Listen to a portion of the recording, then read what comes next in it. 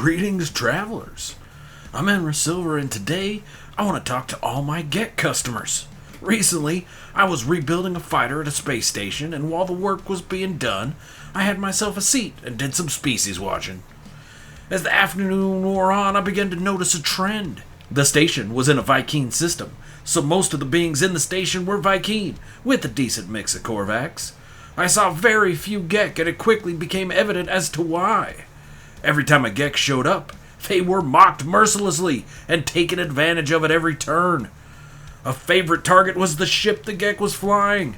It didn't matter what the ship was. The station inhabitants laughed at how small it was, and how perfectly suited it was to Gek stature. This struck me as unfair, so when I got back to the head office, I reached out to the head of my orbital defense technology subsidiary.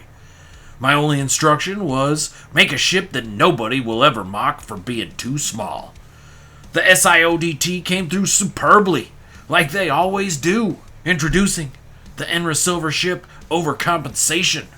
If the best defense is a good offense, then what could be more offensive than a giant phallic creation bristling with enough weaponry to guarantee anyone who mocks you will do so only once?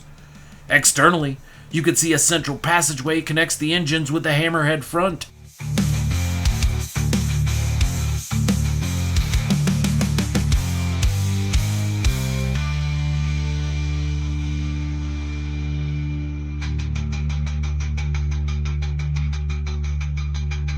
Propulsion for this behemoth is provided by two plasma-fed, water-cooled SilverIndustries Blazer 2000 engines.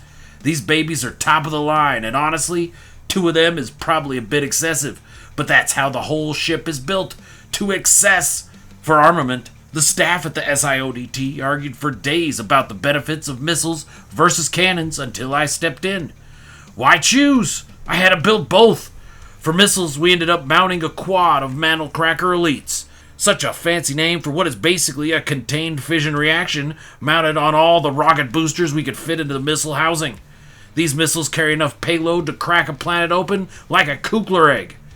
For those customers who prefer to actually see what they're shooting at, the hammerhead front section has dual Widowmaker Grazer cannons. Each cannon fires bolts of 400 terajoules. While they lack the light-year range of the Mantelcracker missiles, anyone hit by a bolt from one of the cannons will very briefly gain a perfect understanding of why they're named Widowmakers, after which they'll cease to exist. On the underside of each hammerhead, there are landing pads, so you can carry a couple extra fighters along with you. This is also how you access the ship's interior. Inside the hammerhead are rotors and controls for the cannons at each end. There are additional control stations spaced evenly around the hammerhead that can be programmed for many different functions.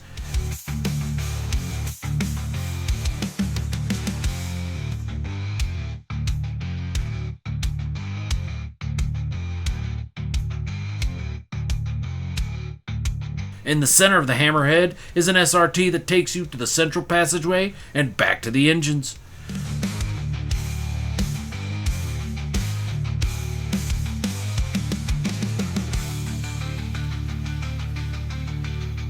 So, to all my GET customers, even vertically challenged Vy'keen or Korvax, supplies are limited, so don't wait a minute. Contact us at SilverIndustries and order your very own ESS Overcompensation today. My promise to you is this: no one will ever mock your stature or lack thereof more than once. I'm Enrasilver, and I'll see you around the verse, travelers.